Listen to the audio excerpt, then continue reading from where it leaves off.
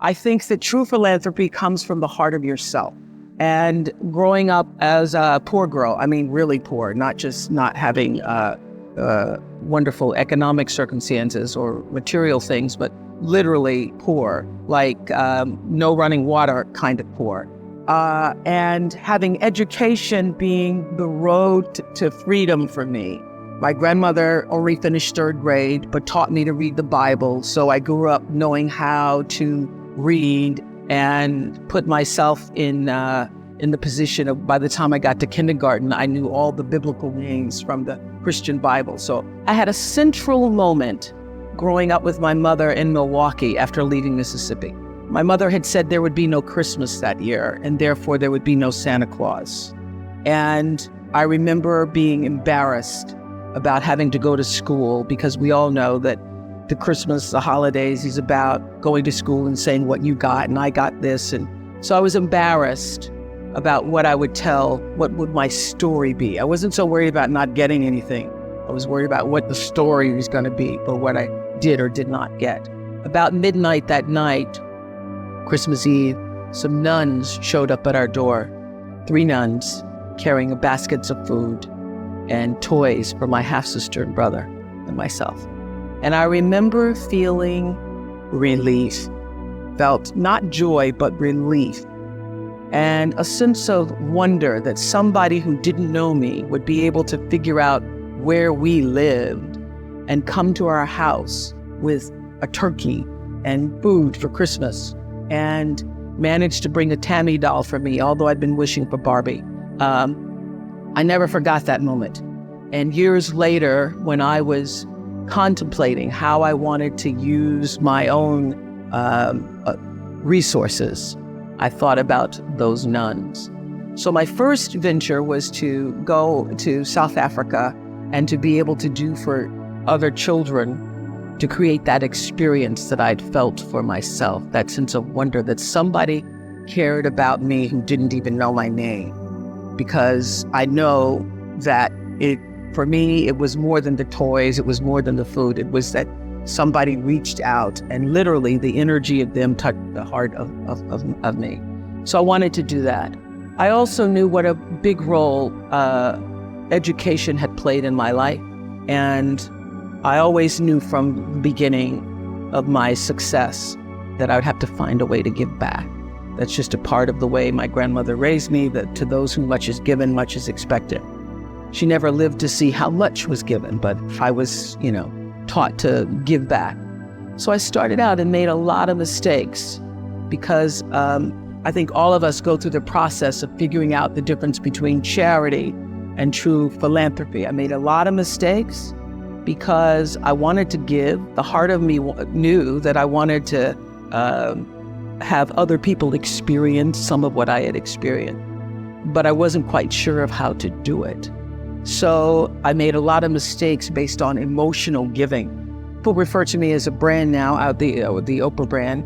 I never knew what a brand was when I first started out. I didn't even know what that was.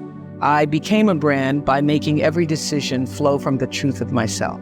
Every choice I made for every show that was going to be on the air, I made based upon, does this feel right? Does this feel right? Does this feel right?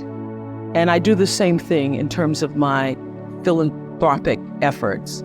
It's where do I feel that I can have the most impact or do the most good. I had the great benefit of when we had done Christmas Kindness, which was truly an emotional decision. I want to go to South Africa. I want to go to South Africa, and I want to do for all of these kids what someone had done for me. I ended up being invited by Nelson Mandela to stay at his home for 10 days. And I was at first very intimidated because I'd said to my partner, Stedman, oh my God, what are we going to talk about? I don't know what I'm going to talk about. For 10 days and 10 nights in Nelson Mandela's house. And Stedman said, why don't you try listening? And, that's a marvelous idea. So when we were talking one day in a conversation and we got to the point where we were comfortable enough to sit in silence, that's how you know you made it. You can be in a room and don't have to say anything. we were just in the room reading the newspaper and started a conversation about what was in the paper, poverty and how to change it. And I said, the only way to change poverty is through education. And one day I would like to build a school in South Africa. And he said, you want to build a school? Got up, called the Minister of Education. And by that afternoon, I was in a meeting talking about building a school. So the school for me was the way in, because I knew that education, taking a child out of their village, creating an environment for them where they have aspiration and can feel the spirit of themselves. And what I know is true is that true spirituality, the real spirit of every human being, is that part of ourselves which is drawn to hope, And every one of us has that thing inside of us, that spirit that is drawn to hope. And that's what I wanted to do, was to create an environment where girls, and I chose girls because I am one, have been one, understand that, don't know nothing about boys.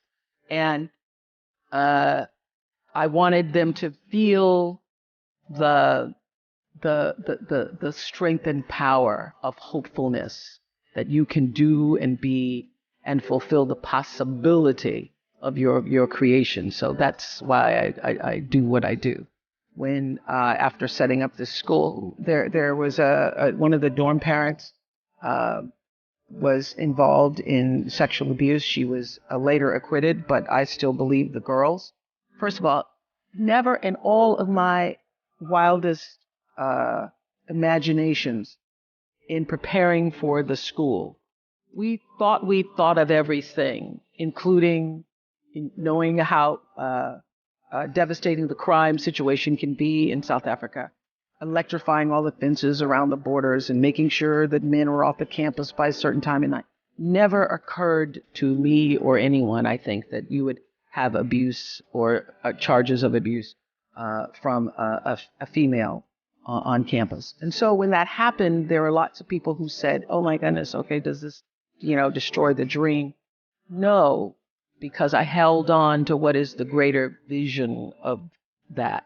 What it taught me, that the real key is not making emotional decisions, as I did with, I want to build a school, I want to help girls like myself, but starting with the infrastructure and the leadership that can sustain it long term. I think that's where the biggest mistakes have been made, particularly in Africa, is people have really hopeful ideas and they have really, altruistic visions, but if you don't create the system and put in the infrastructure and have the leadership, and in many cases you have to, as you know, Melinda, you have to train the people first in order to even begin to create the infrastructure. So we all go in with our big ideas and our great ideas, but if the platform hasn't been laid for long-term sustainability, and particularly, I would say, biggest mistake